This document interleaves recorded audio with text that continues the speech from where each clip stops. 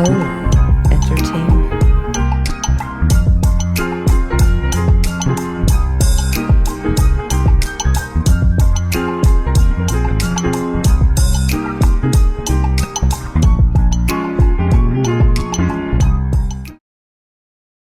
What's good, guys? It's your girl ToneMotivates on behalf of Collabian TV here with Second Tone interviews at Skylark Diner in Edison, New Jersey, with Buffer Comedy. And I am here with the one, the only, Hello. talent. Oh, yeah. It's your boy. We in here, man. Don't take it personal. It's just. Look, Ordell, how are you? I'm good, man. Yeah. Very nice. Very proud. I'm good. He's funny as hell. I will say the first night I came here, I came to support Solly. That's my stepdad. And I creeped out of here. I did not want you to see me because I know that you got a lot of improv. And with your improv, I did not want you to say shit about me. So I put my coat on outside. And it was cold. I put my coat outside. I didn't want a problem. I didn't want no problem. I don't know how I get this wet. I'm such a nice guy. I bet. Now, talent, with all the comedians that I've interviewed tonight, your name keeps coming up over and over and over again. So let's start with the basics. Where you from? I'm from a small town in New York called Money on Mount Vernon. 4 square miles, right outside. When you come up the city limits of Bronx, bam, you hit Mount Vernon. Okay. 4 square miles. Just to refresh people, Denzel Washington, every day, I'll be sure, P. Roxille Smith, Art Carney, Yes. Dick Clark. I could go on and on. Did you go on? There's a lot. Yes. That's it. Yeah, that's so dope. So, for the young folks out there that don't know, how long you been doing this comedy thing?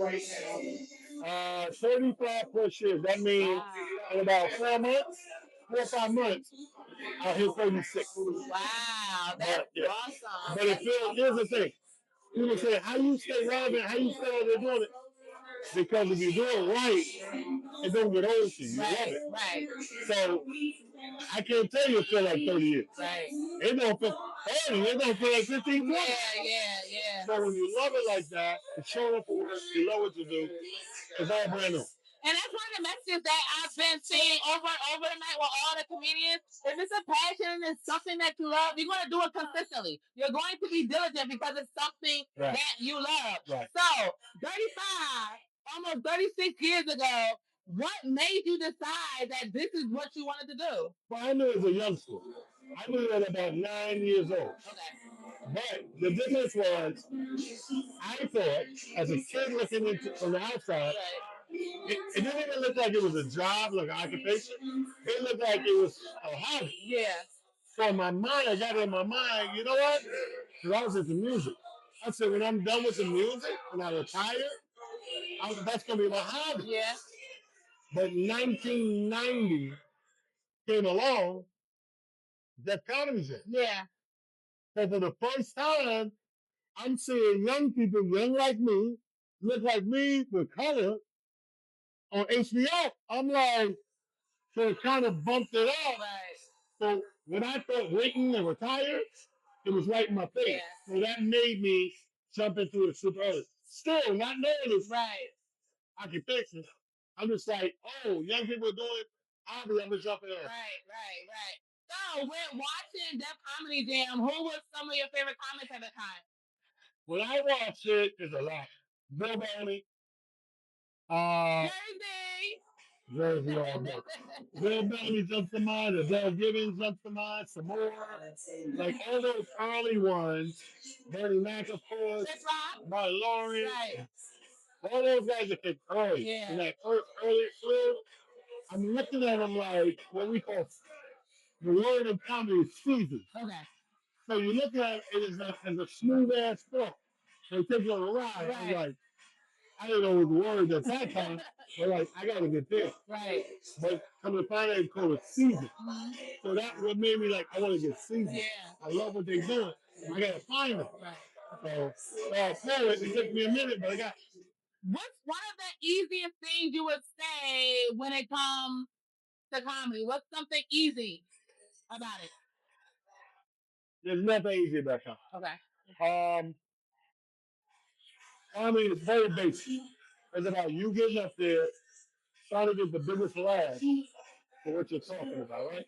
So the reason it's not easy because there's no such thing as a professional audience. Right. We're the one under the light that's expected to be professional. Everybody in front of us, let's say the room got 100 people. That's 100 people with 100 problems apiece. Right. 100 different personalities. And you got to make it come together simultaneously for a big laugh. So there's nothing easy about it. The easiest part is getting up out of the house, showing up. Yeah.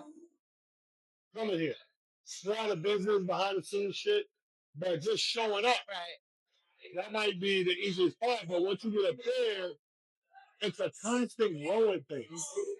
Like I had talked to a couple of new comedians today, like, don't let it get you down. It ain't gonna, I know you want it to happen, and time 1, 2, 3, it's not how it is. You build it. I don't care if you get 1% funnier each time.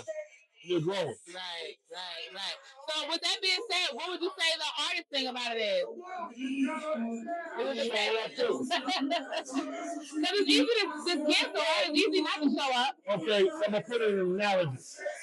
The hardest thing to me about comedy is being able. You ever drive a stick shift? No. Okay. I mean, If you drive a not as far as a car, but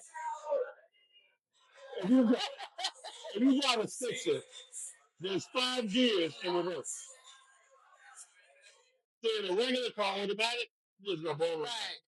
This shift is for thought process, different gears. So as a comic, the hardest part is to hone your skill. Every situation with different gears. Right. Okay, tonight we're in a Skylark. Tomorrow we're a stress life. Right. Then after that we're in a comic strip. Then after that we're in the improv. Right. Or what?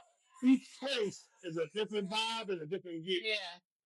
But that's the hardest part. Being able to adjust and pivot and read the room according to where you're at.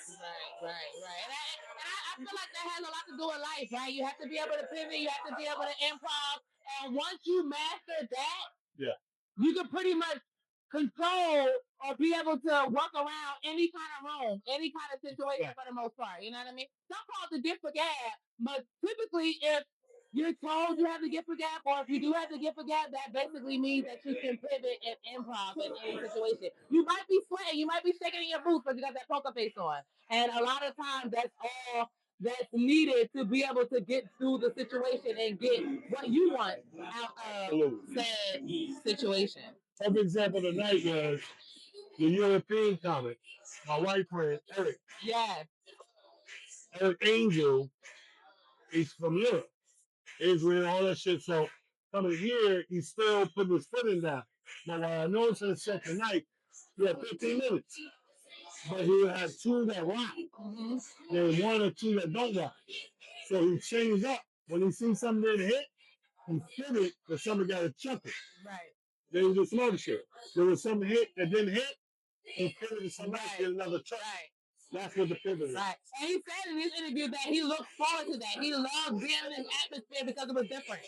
You know what I mean? And again, it goes back to being able to pivot and improv. Like, right. I want the difficult things. When you always have it easy, then you don't know how to appreciate when you accomplish something that might have been difficult. So give me all the difficult stuff first. So I can appreciate when something has been easy or easier for me. You know what I mean? So, Mr. Talent, what would you say to someone younger thinking about getting into comedy? Well, the best advice I can give, anything you want to do, you do. Okay, just do it. But with comedy, my best advice is the type of thing where there's a lot of people that short attention spans. They want to do something, they try and they jump out there and work. Comedy ain't like that. You got to be in for the long haul. You got to be in for the long haul.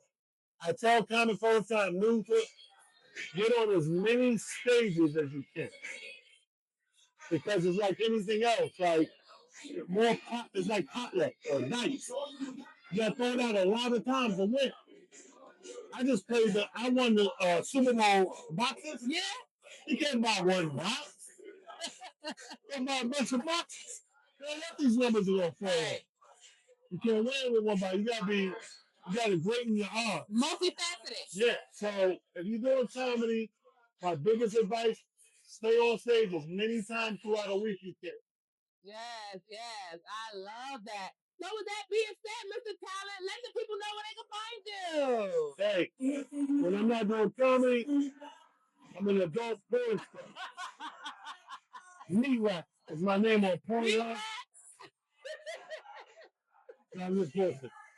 Instagram, Talent the Comedian, one word. It'll be Talent the Comedian.